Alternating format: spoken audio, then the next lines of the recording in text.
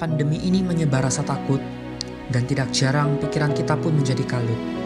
Namun jangan kita lupa akan Sang Pencipta, sebab Dialah sobat kita yang setia, kendati dalam kelamnya semesta.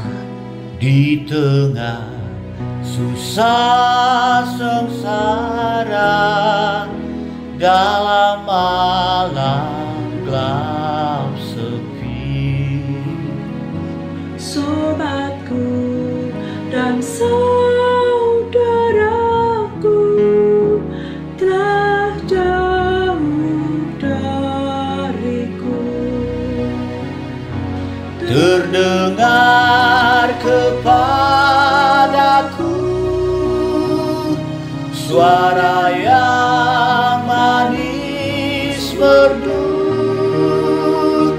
Itulah suara Tuhanku, sobat dari Galilea. Nikmat yang kekal kudus, sinari jalanku terus. Itulah janji Tuhanku, sobat dari Galilea. Sobat dari Galilea, Sobat dari Galilea.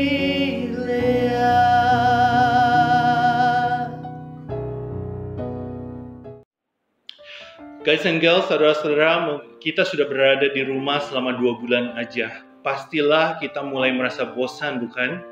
Tetapi karantina bukanlah hal yang paling buruk. Hal yang paling buruk adalah kita tidak tahu sampai kapan kita harus menghadapi situasi seperti ini. Mungkin kita mulai khawatir, apakah saya masih bisa bekerja nantinya?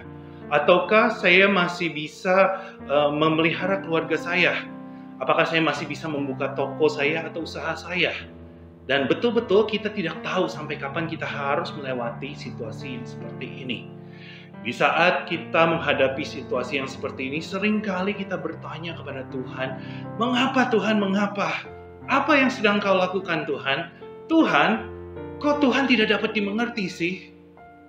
Pertanyaan ini juga lah yang ditanyakan oleh Ayub di dalam penderitaannya. Ayub adalah seseorang yang sangat diberkati Tuhan.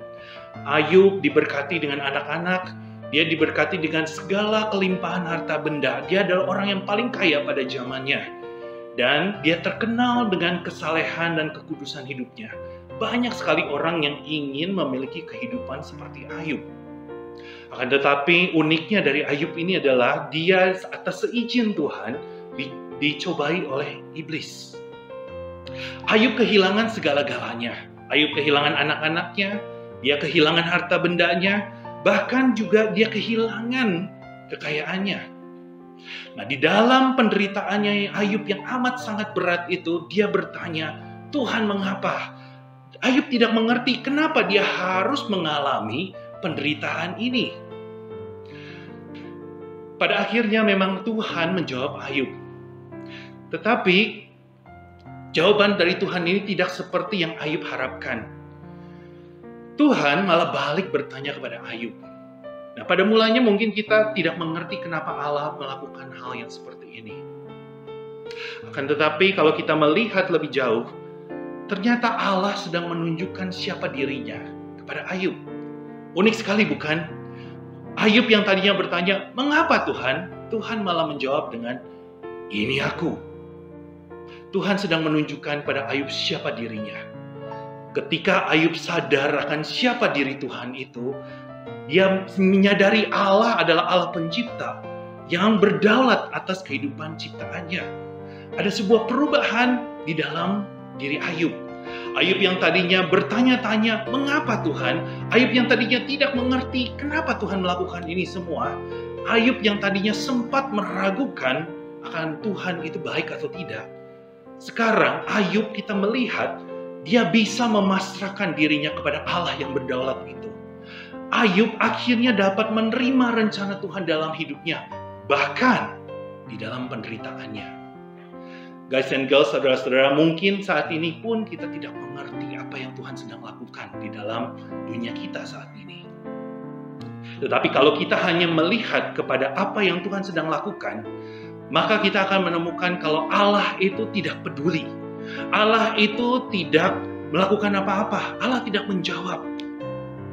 Tetapi sebaliknya, ketika kita melihat akan siapa diri Tuhan, maka kita akan menemukan bahwa Tuhan itu adalah Tuhan yang begitu baik, yang sudah memberikan nyawanya untuk kita.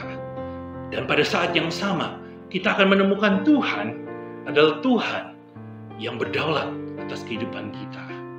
Jadi, walaupun saat ini kita mungkin tidak mengerti, walaupun saat ini kita tidak bisa melihat rencana Tuhan, walaupun saat ini kita tidak bisa melihat ada jalan keluar di ujung terowongan, kita tetap bisa memasrahkan diri kita kepada Dia yang begitu baik dan berdaulat atas kehidupan kita. Ada sebuah lagu yang begitu menguatkan saya. Lagu ini berjudul Trust His Heart. Begini kata-katanya. Tuhan itu terlalu bijaksana untuk berbuat kesalahan. Tuhan terlalu baik untuk berbuat ketidakbaikan. Jadi pada saat kita tidak mengerti, pada saat kita tidak bisa melihat rencana Tuhan, pada saat kita tidak bisa melihat jejak karya Tuhan di dalam kehidupan kita bisa percaya kepada hatinya. Hatinya yang selalu berdetak untuk Anda dan saya. Amin.